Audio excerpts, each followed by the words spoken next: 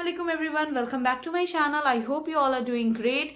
एक न्यूज़ जो बहुत ट्रेंड में चल रही है वो है सऊदी अरेबिया की फुल्ली फंडेड स्कॉलरशिप।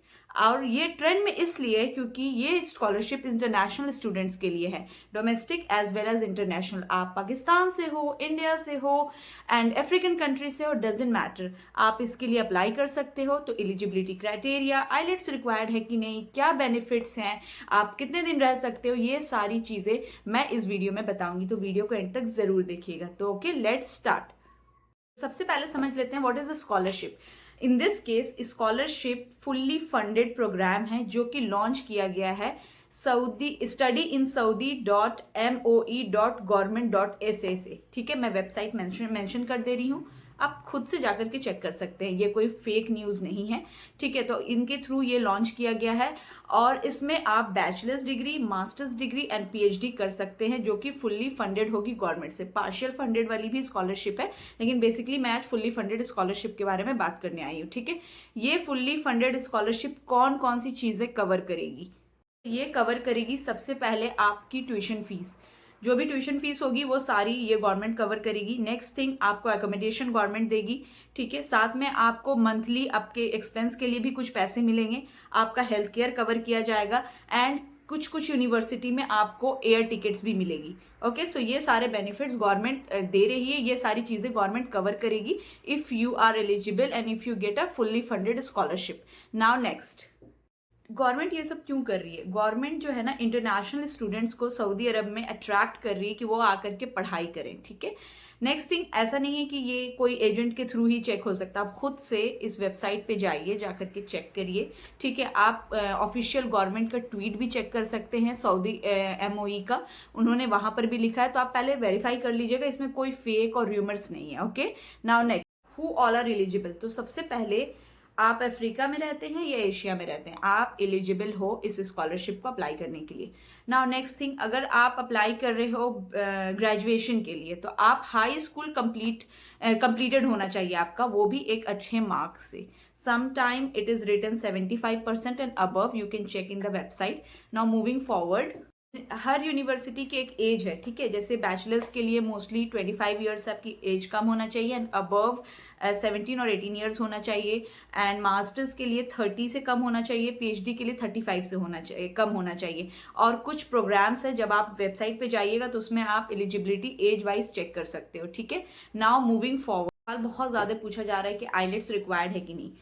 सी, अगर आपके लिए आइलेट्स रिक्वायर्ड है तो उसका स्कोर 5.5 to 6 होना चाहिए, 6.0, 5.5 to 6.0 होना चाहिए। अब हर जगह आइलेट्स रिक्वायर्ड नहीं है, बहुत सारी यूनिवर्सिटी में। अब सपोज आपने बीटेक के लिए अप्लाई किया है, ठीक है, आपने डिप्लोमा या 12th जो है वो इंग्लिश मीडियम से किया है, मीडियम ऑफ इंस्ट्रक्शन लेटर आप दिखा सकते हो इंस्टेड ऑफ आइलेट्स, वो आपको अपने स्कूल से लेना पड़ेगा। ठीक है, या कॉलेज से लेना पड़ेगा, then IELTS is not required.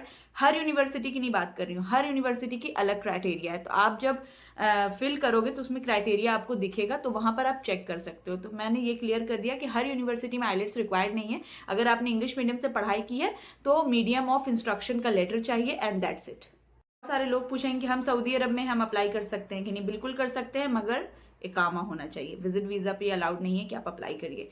Now next thing is that, आपको अप्लाई कैसे करना है? सबसे पहले आपको वेबसाइट पे विजिट करना है। ठीक है, studyinsaudi.moe.government.sa। ठीक है, मैं वेबसाइट की लिंक डिस्क्रिप्शन में भी दे दूंगी, वहां पे आप विजिट करिए। बाद आप लॉगिन करिए। आप अगर यहाँ है तो इकामे से भी आप लॉगिन कर सकते हैं। सबसे पहले आपको लॉगिन कर लेना है, उसके बाद अपना डिटेल्स भरिए, लाइक पासपोर्ट मांगेगा आपसे, एजुकेशनल सर्टिफिकेट्स मांगी जाएगी आपसे, वो सारे डॉक्यूमेंट्स को आप फिल करिए। उसके बाद फिल करने के बाद एटलीस्ट आप 5, मैं ये बता दे रही हूँ, आप 5 यूनिवर्सिटी में अप्लाई करिए, एटलीस्ट 5 यूनिवर्सिटी, सो दैट आपका सिलेक्शन का चांस जो है वो इंक्रीज हो जाए। ठीक है, ग्रेजुएशन के लिए जो डेडलाइन है वो है 16 जून, तो मेक श्योर आप एंड टाइम पे ना अप्लाई करें, आज के आज अप्लाई कर लें।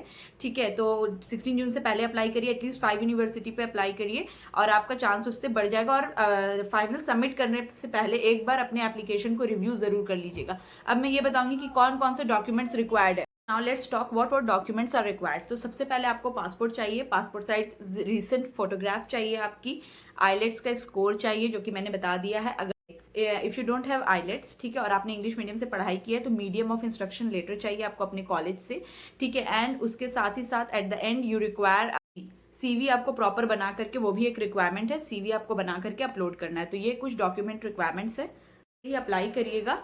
आपका एप्लीकेशन जो है ministry of education and university review करेगी, और अगर आप सेलेक्ट हो जाते हो तो आपको एक्सेप्टेंस लेटर मिलेगा वाया ईमेल, ठीक है। एक्सेप्टेंस लेटर मिल जाएगा, उसके बाद गवर्नमेंट आपसे मीन्स यूनिवर्सिटी आपसे आगे फर्दर बात करेगी वीज़ा प्रोसेस के लिए, ठीक है। And that's it. ये कुछ चीज़ें थी, क्राइटेरिया, एज एंड एवरीथिंग मैंने बता दी।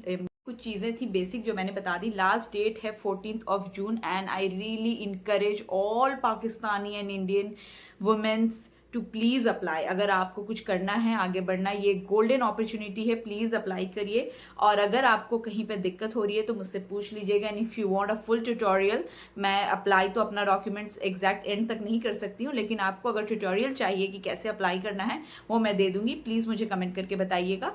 And I really want you all to get the scholarship. मिलते हैं एक नए ब्लॉग में। Till then bye, take care, अल्लाह हाफिज़।